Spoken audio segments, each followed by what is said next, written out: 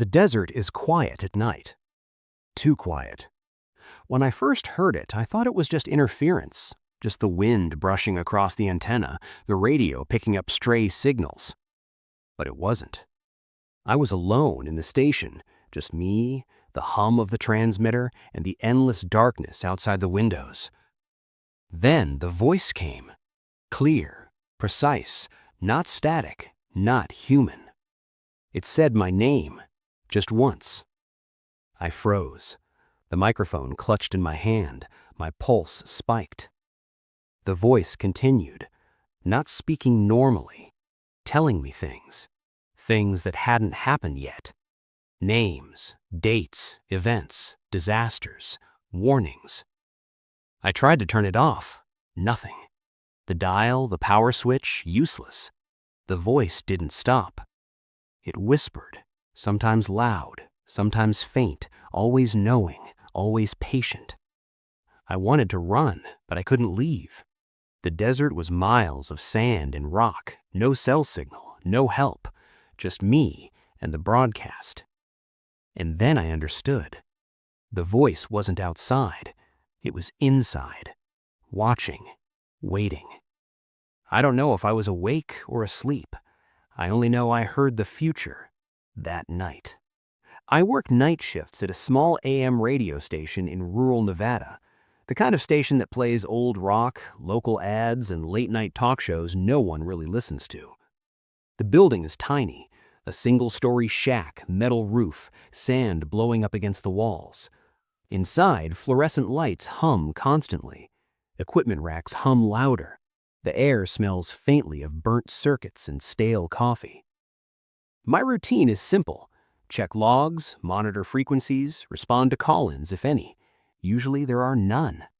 Night after night, just static, the hum of the transmitter, and my own thoughts. Isolation is part of the job.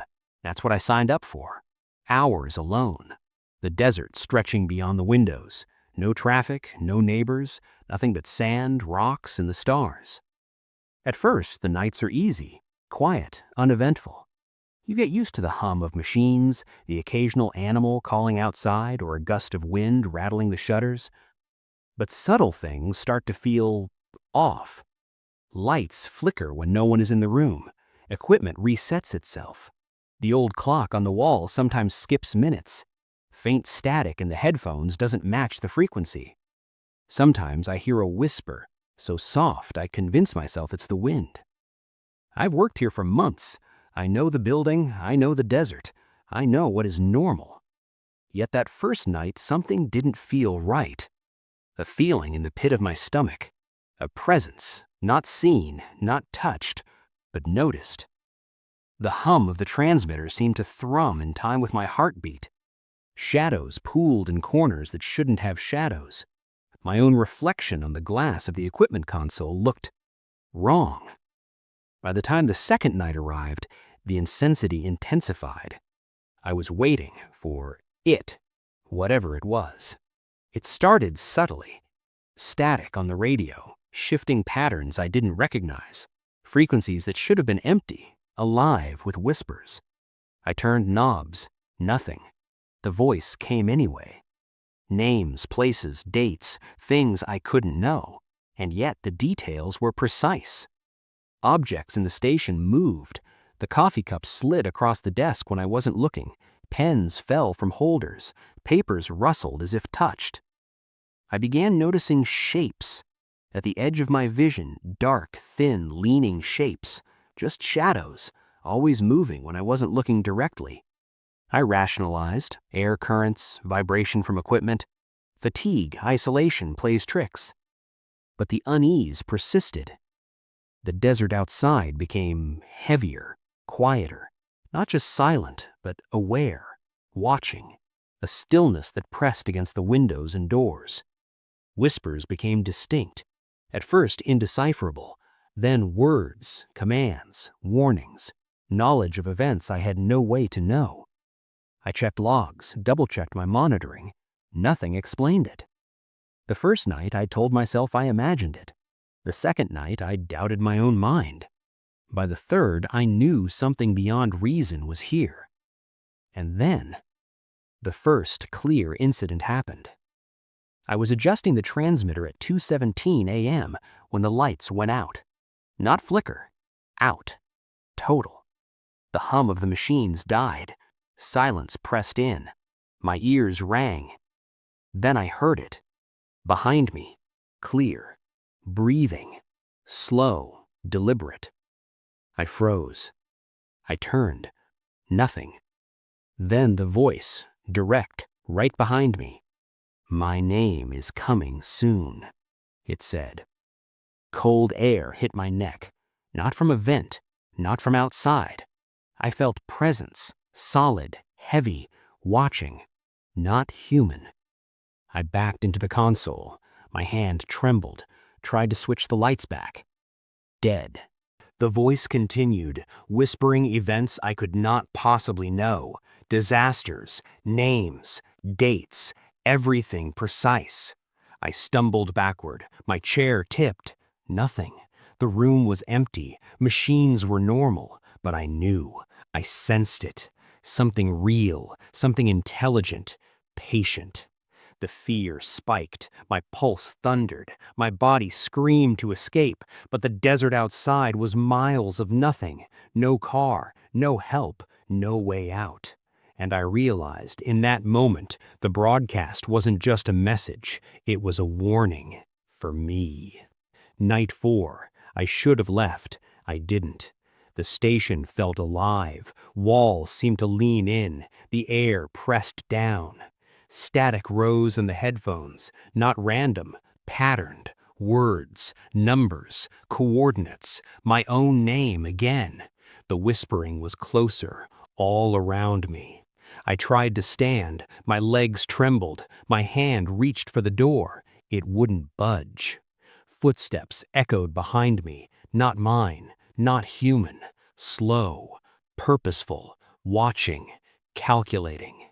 Shadows stretched across the walls. They pooled unnaturally, forming shapes that didn't match furniture or equipment. I thought I saw something crouching behind the transmitter rack, something tall, impossibly thin, leaning in impossible angles. A whisper, low, moist, sibilant. "You can't leave, not yet." I checked the equipment, all normal, yet I could feel presence, patient, intelligent, waiting for me to react. I stumbled toward the console. Papers lifted, suspended midair, then dropped. A coffee cup tipped without cause. The static now had a rhythm, almost a heartbeat. I ran my hand along the wall. It felt cold, wet, textured, like skin. The whispering multiplied, overlapping voices, speaking at once, distorted warnings, names, dates, futures I couldn't ignore. I tried to call out, my voice broke, my throat dry, the door handle rattled. Something was outside, something in the hall. I slammed myself against the power switch, lights flickered, the hum returned. Everything appeared normal, yet the pressure, the awareness, didn't leave. I realized then, the voice, the presence, the whispers, they weren't just in the station, they were tied to me, watching me, knowing me, controlling me, testing me, waiting. By the end of the night, I was hyper-aware of every shadow, every sound, every vibration. I couldn't sleep. I couldn't escape. It wasn't just an experiment. It was a trap for me. And the desert outside offered no refuge. I waited until silence returned, or what I thought was silence. I approached the transmitter. The whispers fell silent, my breath loud in my ears. Then it appeared.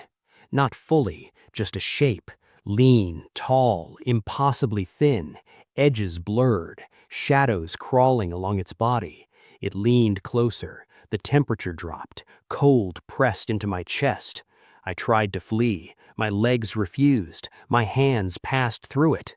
Solid? No. Shadow? Too heavy. Wrong. It leaned toward my ear, whispered clearly this time. "You've heard too much. You'll hear more." I slammed my hand on the console. Light flared. The figure froze. Then it merged with the shadows, elongating into the corners. Every surface of the station felt alive, the air thick. The whispers returned, overlapping, urgent, threatening. I stumbled back, heart hammering, sweat cold. The desert beyond the windows calm, normal, yet I knew it followed. Patient, intelligent, waiting. I lunged for the door, pulled it open, hallway empty, equipment normal, but the air behind me hummed. The presence lingered, waiting, watching. I ran. Morning came, bright, desert calm. Technicians arrived for the day shift, polite, smiling, no mention of anything unusual.